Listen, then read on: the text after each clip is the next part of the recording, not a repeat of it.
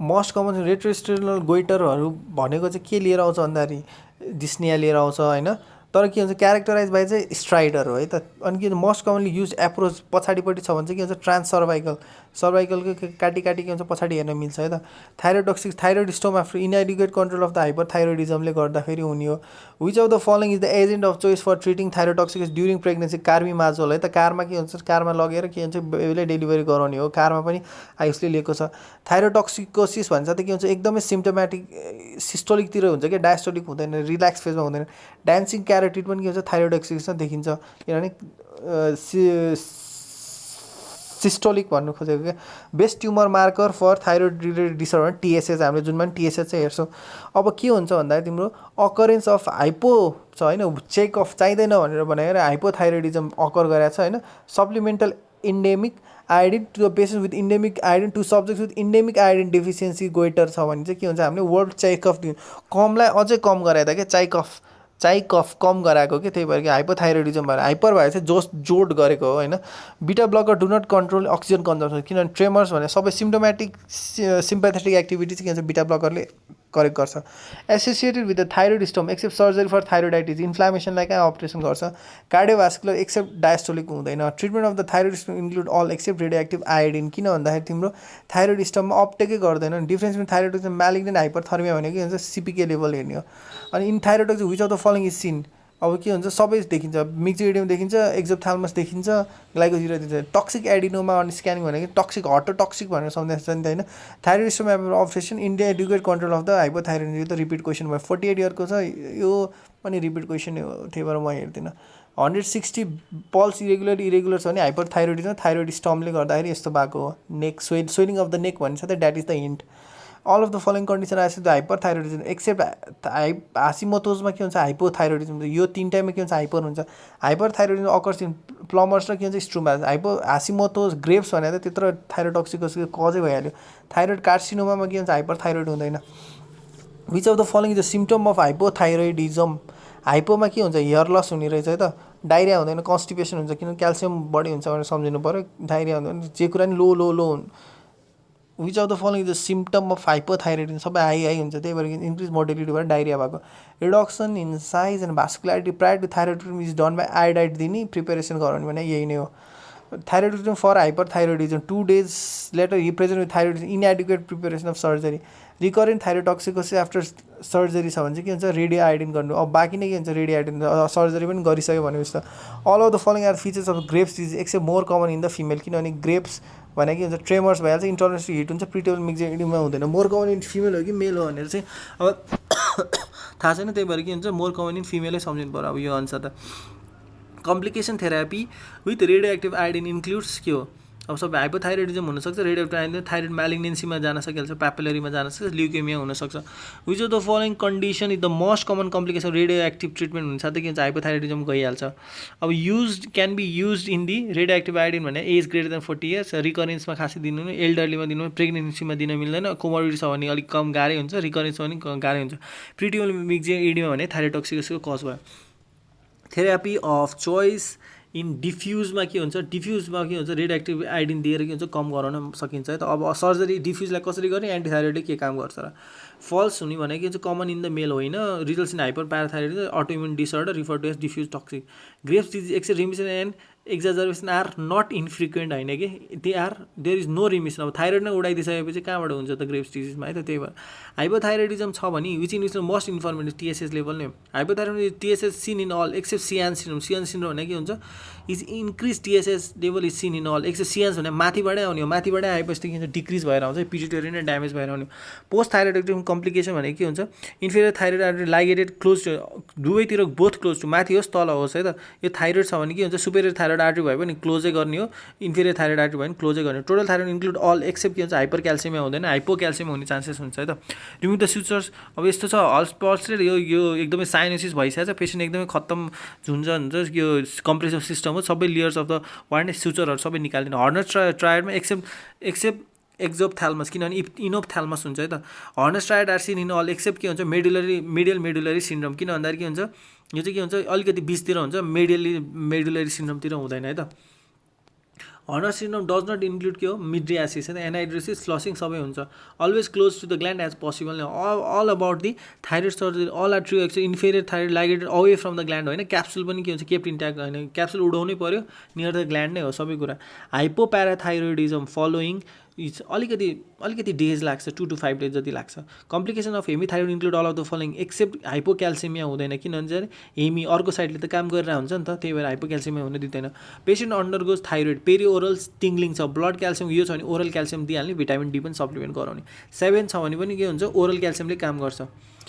अनि त्यसपछि तर के हुन्छ तिम्रो टिट्यानी नै आइसकेपछि के हुन्छ आइभी क्याल्सियम ग्लुकोनेट दिनुपर्छ है त रेस्पिरेटरी डिस्ट्रेस छ भने चाहिँ ड्रेसिङ रिमुभ गर्ने what will be the first thing to do remove the stitch and take the patient to OT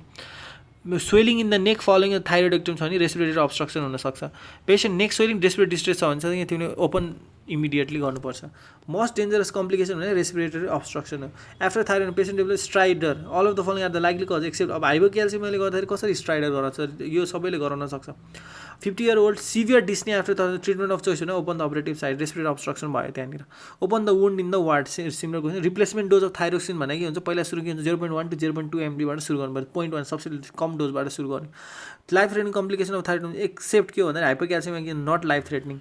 vocal cord in surgery is due to injury to recurrent line haemorrhage after thyroid superior thyroid artery माथिबाटै के हुन्छ bleed thyroid biopsy shows presence of the Hurthle cell भनेको के हुन्छ follicular cells anti TPO antibodies टिप्नै परेन हर्थललाई के हुन्छ help to go to the top भनेर टिपिओ बडिज पेनफुल भन्ने साथै सब एक्युट है त एक्युट र सब एक्युटमा फरक भनेको हुन्छ पेनफुल हुँदैन डिफ्युज भएको भएर प्लस यहाँ इपिथेलियल जाइन्ट सेल्स हुनलाई टाइम लाग्छ नि त त्यही भएर हो है त patient with autoimmune thyroid present hypothyroidism which of the following thyroid TPO है त त्यसपछि आयो तिम्रो नेक्स्ट भनेको एकदम सजिलो fever and pain in the thyroid gland चाहिँ इन्क्रिज इएसआर भइ नै हाल्छ हासिमोटोज अलाट्रियोक्स अर्फेनाइनिआई भने प्यापिलरीमा हुने फलिकुलरमा होइन हर्थलमा होइन हर्थल हलचल मचाइदिन्छ होइन Hashimoto's disease which of the following the diagnosis भनेको चाहिँ हासिमोटोज डिजिज किन भन्दाखेरि के भन्दा डिक्रिज टिफो इन्क्रिज टिएसएच होइन तलकोले गर्दाखेरि माथि अब यो हाइपर यो पनि हाइपर यो दुइटैमा के हुन्छ लो हुन्छ है त यो माथि टिएसएच हुँदैन अनि condition is associated with hypothyroidism भनेको के हुन्छ हासिमोटोज यसमा पनि हाइपर हुन्छ यसमा पनि हाइपर हुन्छ टक्सिक पनि हाइपर हुन्छ मोस्ट कमन कज अफ थाइरोइडाइटिस भने हासिमोटोज हाँसी सबलाई हाँसै माथि जान्छ डिकर्बेन्स भने के हुन्छ भाइरलले गर्दाखेरि हुने हो अथवा त्यसले गर्दा इन्क्रिज रेडियोएक्टिभ आयोडिन के हुन्छ अपटेक लिँदैन पेन हुन्छ इन्क्रिज इएसआर हुन्छ फिभर हुन्छ not a feature of the de Quervain's यो चाहिँ के हुन्छ भाइरल हो अटोइम्युन होइन है त पेनफुल पनि हुँदैन which of the following is wrong about sub acute wrong भनेर चाहिँ के हुन्छ in thyrotoxic phase radioactive iodine is increase त्यस्तो चाहिँ हुँदैन है त सब एक्युट भनेको के हुन्छ सब एक्युट नलिने इन्फ्लामेसनमा के हुन्छ लिँदैन Hurthle cells are seen in Hashimoto's thyroiditis हुर्रे हाँसी है त patient presents with bilateral proptosis heat intolerance and palpitation most unlikely diagnosis भने रिडल्स है त किन भन्दा यो रिडल्समा चाहिँ के हुन्छ लो हुन्छ कि यो चाहिँ के हुन्छ हाइपोथाइरोइडिजमको कज भयो कि हाइपरथाइरोइडिजमको भयो थाइरोइडाइडमा रिडल्स थाइरोइडाइटिस भनेको चाहिँ के हुन्छ भन्दाखेरि riddles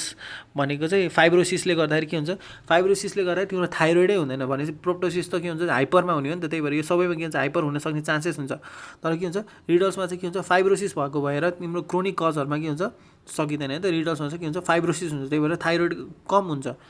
25 year present ophthalmologic signs of thyroid all of the possibility except Riedel's त्यही नै हो रिडल्स किन नभएको भने क्रोनिक कज हो क्रोनिकमा किन फाइब्रोसिस हुन्छ है त त्यही भएर mid line tender swelling in the neck occurring after attack of the sore throat अब सब एक्युट त हो सोर थ्रोट भाइरलले गर्दाखेरि पहिल्यै सुरु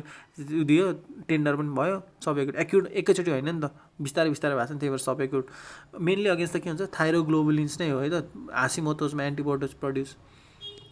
the only reasons for operating in case thyroiditis भनेको चाहिँ के हो भन्दाखेरि overcome the pressure on trachea हासिमोटोजमा के न्युक्लियर हुँदैन न्युक्लियर बम नभएको भएर के हुन्छ हासिमोटोज जापानिजहरू हारेको है त न्युक्लियर छैन पेनलेस थाइरोइडाइटिस भनेको सब एक्युट है त सब एक्युट पेनलेस हुन्छ bilateral proptosis hint must unlikely diagnosis Riedel's de Quervain's thyroiditis caused by giant cell किनभने भाइरल हो सब एक्युट हो है त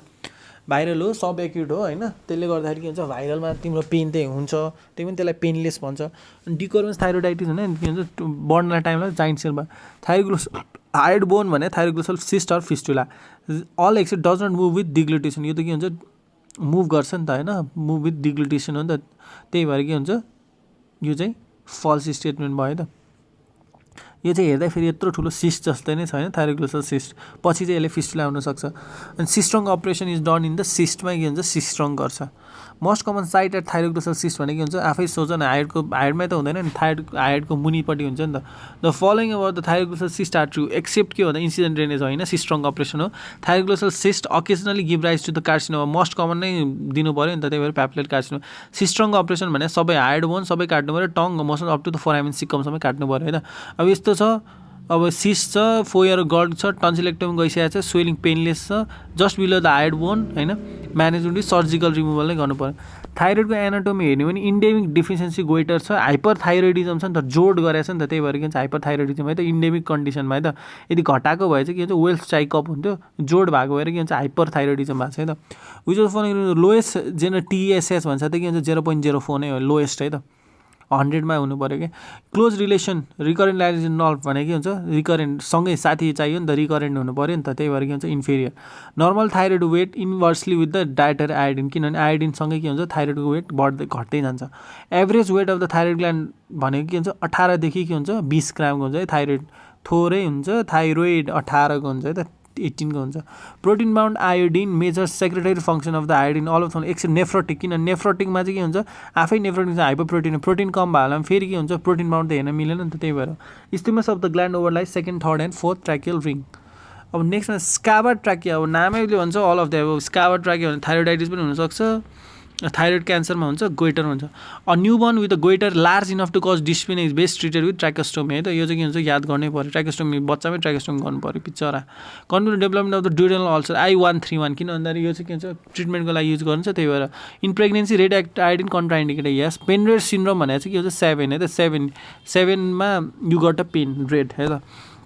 red is swelling in the region of the foramen cecum भन्छ त के भन्छ lingual thyroid true about struma ovarii benign lesion हो included in the teratoma ectopic thyroid चाहिँ होइन है त्यसलाई के भन्छ त्यसलाई चाहिँ के भन्छ ल्याटरल एभरेन्ट थाइरोइड भन्छ है त थाइमिङ अप्लेजिया विथ यो इम्युनोडेफिसियन्सी कार्डियक डिफेक्ट भन्छ डाइगर्स सिन्ड्रोम भनेर याद गर्नु पऱ्यो दिस पिक्चर डिफरेन्स पिजिलोज मेथड किन भन्दाखेरि हेर्दाखेरि यो पिजन जस्तो छ होइन मान्छे पुरा छाती तानेर बसिरहेको छ नि प्राइज पाउने हिसाबले त्यही भएर के भन्छ पिजिलो मेथड भनेर भन्यो so thank you so much for listening to me